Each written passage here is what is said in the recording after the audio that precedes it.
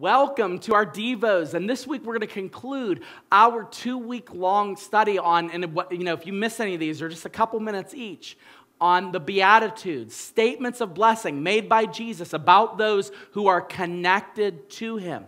And so I want to give you the final one. Yesterday we talked a little bit about this, but I want to go a deeper dive today in what Jesus means. Look with me in Matthew chapter 5, verses 11 through 12. Jesus said, "Blessed are you when others revile you and persecute you, and utter all kinds of evil against you falsely on my account." Pay attention to that. "Rejoice and be glad, for your reward is great in heaven, for so they persecuted the prophets who were before you." Who is blessed? Those who are reviled and persecuted. Those who are hated and persecuted, I should say. Now, I'm going to say two things real quick. The key of this is evil against you falsely on my account. On my account.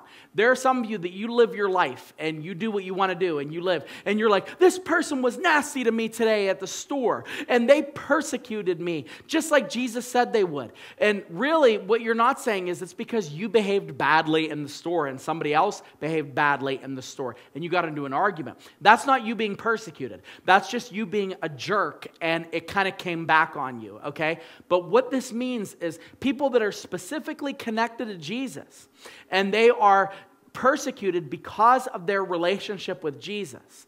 And we only see this in very small places in this country. But let's get away from our country for a moment. There are churches that are meeting in different parts of the world where it is illegal for them to worship the Lord Jesus Christ. And if they worship God in the way that we're used to worshiping God here in North America with the culture that we have and the religious freedom that we have, trust me, there will be consequences. Some of them, they lose their ability to earn money. Some of them are even put in jail. I've talked to people that minister in those areas.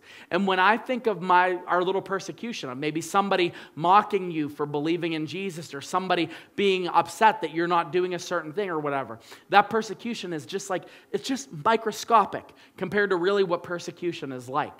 And it says here that they falsely testify of all kinds of evil against you. That's what happens a lot of times with Christians. But look at what Jesus says. He says, keep in mind, your reward is great because they persecuted the prophets who were before you. So I want you to know that if this is you right now, if you're in that place, or if maybe you're in one of those churches that are meeting in an underground type church, you're in good company. Because at one point, doing the right thing becomes the hard thing to do. And following Jesus and staying true to your convictions, it becomes the hard thing to do. I pray in our country right now that there is a continual, habitual connection for us to remain free as we've always been to worship God. But you and I both know that there's a chance that that could change any day, in any given time. Not just because of who the president is or who the president was, it doesn't matter. I'm just talking that at any given moment, those freedoms could be jeopardized.